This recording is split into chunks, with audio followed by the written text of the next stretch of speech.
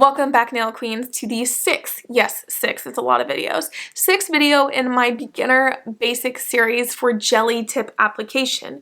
If you don't know what I'm talking about, definitely click the link in the description box below. Start from the beginning in the playlist so you guys can get caught up on everything you need to know about jelly tips from A to Z. I'm covering everything you need to know. Today's video is going to be on finishing touches that you need to do for your jelly tips.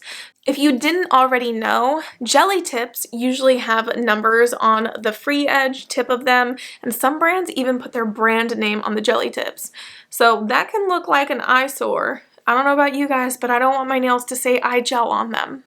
Anyways, if you guys are interested in learning on how to finish off your jelly tips so that you have like that perfect pristine nail look, I'm also going to be covering like finish filing the cuticle area flush if that's needed for you guys. So if you're interested in learning about all these things, keep on watching. It took me a couple tries, but I'm finally here with this video, finally filmed in what I think is decent quality, so let's get started. You can probably see these numbers here at the free edge of my tips. It says 10 and 5, and those are the sizes of tips that I am wearing. So I'm going to show you how to cover up those numbers. I'm going to use a glossy no wipe top coat to cover up those numbers. I take a small amount of this and I apply it to the underside of the tip, covering up the number and really the whole exposed underside of the tip. And there's two reasons why you want to do this. One, obviously you want to cover up this number, but you also want to prevent any lint or dust from getting under there and sticking to any tacky gel that you still have under there that may have seeped out when you were applying your tips. Trust me, you want to do this before you finish file, or buff any part of your tips, or else you're going to get dust stuck under there and stuck to the gel. I really like the Painted Desert Glossy Top Coat because the brush is so thin that you can really get under the tip and get into those nooks and crannies easily. So I'm going to cure that in my lamp for a full 60 seconds. Now the next thing I want to show you is if you missed a spot, meaning when you applied your jelly tips, the gel didn't go all the way to the free edge of your nail. It's not really visible here, not too much. I only missed a small amount, but it applies even if there is a larger gap right here. Similar to before, I'm using the same exact glossy top coat, but this time I'm just trying to float a bead in that area. If it's not going down easily, try pushing it with your brush, just the tip, try not to touch your skin with it, and let it seep down into the gap that was there. After enough time, it's going to completely cover the gap and seal the underside of the tip and look absolutely beautiful and glossy. Make sure to cure it before you move on though. Once everything is cured and glossy on the underside of our tips, then we can file the edges to remove any sharp tabs that might be there and might be a little bit awkward. You can use this time to trim down or reshape the tips if needed, but it was essential that we put the glossy top coat on the underside of the tips first to prevent lint or dust from accumulating under there and sticking to any sticky gel. So what I'm going to do next is seal the cuticles. Before I do that, I buff off the shine off of all of my tips. These steps are totally optional, but I like to do this so that I can have a seamless line from my cuticle to my free edge as the jelly tip grows out.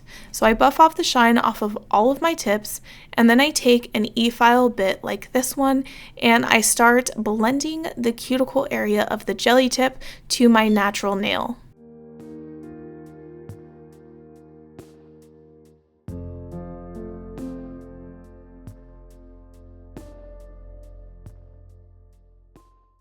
When I use e-file bits, I try to gently graze whatever I am filing on because I don't want to apply too much pressure because this can really eat through any of your tips, your nails, whatever the case may be. So be very light if you do choose to go the route of using an e-file bit instead of a hand file. Then I use a stiff dusting brush and I remove any nail dust that may have accumulated and start inspecting all of the edges to make sure that everything blended correctly and that there's no lifted areas. I'm just removing a little bit more shine that was still here. And now I'm going to use the Young Nails Swipe Solution to cleanse my nails before I go in with the following steps. This solution is basically rubbing alcohol and acetone mixed together. So if you don't have the swipe solution, use acetone or rubbing alcohol. Now I'm going to apply a thin layer of Prime Time to my nail and focusing it on the cuticle area as well. This is a gel primer and it leaves a sticky residue when it air dries. This basically helps ensure that the gel that I'm going to apply on top really sticks to the jelly tip and any exposed cuticle area.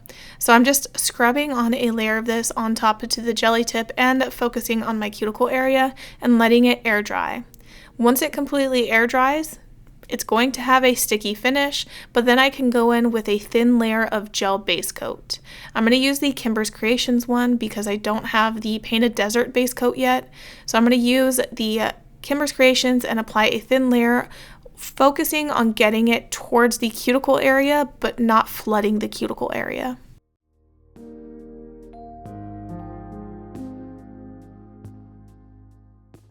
Once that is applied, I'm going to cure this in my lamp for a full 60 seconds and then apply the Glossy Top Coat.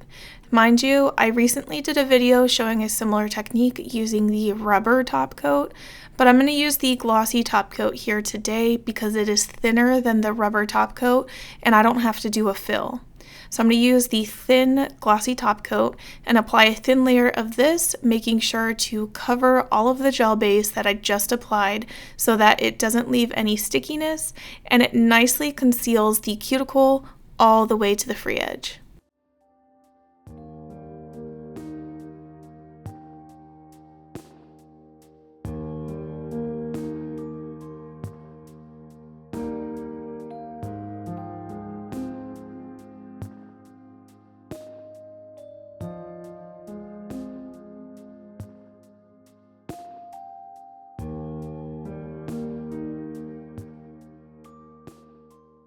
Once I'm done applying the gel top coat, I cure this in my lamp for a full 60 seconds. It's a no wipe top coat, so I don't have to remove any tackiness. Now I'm going to apply cuticle oil to the underside and the top of my skin where the cuticle area is, because my skin gets very dry every single time I do some kind of nail enhancement because I'm constantly dehydrating and cleansing off dust from my nails. So that is it. I hope you guys like this. If you did, please give this video a thumbs up. Thank you guys so much for watching that video. I hope that you've been finding this series helpful so far and that the tips that I covered in this video were helpful for you. If you did find it helpful, leave a comment in the comment box below and let me know. I would love to know how you guys are feeling about this series so far as I go on adding more videos to the series. Thank you guys so much for watching and I'll see you in the next one. Bye!